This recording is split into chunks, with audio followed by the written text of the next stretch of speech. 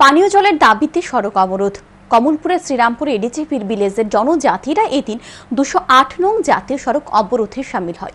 সড়ক অবরোধকারীদের অভিযোগ, প্রশাসনিক আধিকারিকরা প্রতিশ্রুতি দিয়ে প্রতিশ্রুতি রাখেননি, তাই তারা অনির্দিষ্টকালের জন্য সড়ক অবরোধে শামিল হয়েছেন।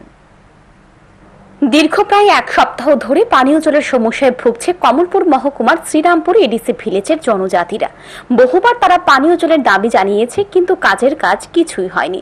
তাই এলাকার বাসিন্দারা শুক্রবার সকাল 9টা থেকে শ্রীরামপুর এডিসি ভিলেজের সামনে কমলপুর খোয়াই জাতীয় সড়ক অবরোধে শামিল হয় পানীয় জলের দাবিতে। এতে রাস্তার দুদিকে আটকে পড়ে বহু যানবাহন। সড়ক অবরোধের খবর পেয়ে কমলপুর থানার পুলিশ এবং পানীয় জল ও স্বাস্থ্য বিধান দপ্তরের ইঞ্জিনিয়াররা ঘটনাস্থলে ছুটে যায়। তারা কথা বলে সড়ক অবরোধকারীদের সাথে, কিন্তু তারা সড়ক অবরোধ মুক্ত করতে ব্যর্থ হয়। সড়ক অবরোধকারীদের বক্তব্য, দুদিন পর পর পানীয় জলের পাম্প মেশিন বিকল হয়ে যায়।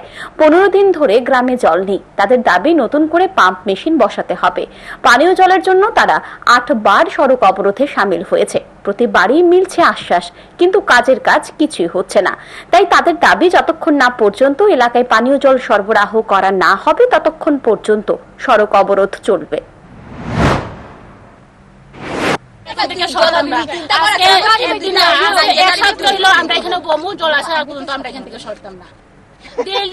প্রতিশ্রুতি দেয় যে না জল আইব, আজকে ঠিক হইব। আজকে সকালে আমি এখানে চেক করে আইছি, আজকে জল যাইব, তো আজকে আইতাছে মেশিন বলে ওই তো মানিকবান্ডার আই করছে, কিন্তু মানিকবান্ডার থেকে যে এখন শ্রীরামপুরে এখন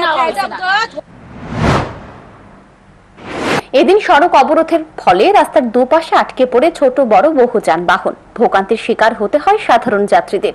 এদিনের সড়ক অবরোধের পর এলাকাবাসীদের দাবি পূরণ হয় কিনা সেটাই এখন দেখার বিষয়। Bureau report, news today.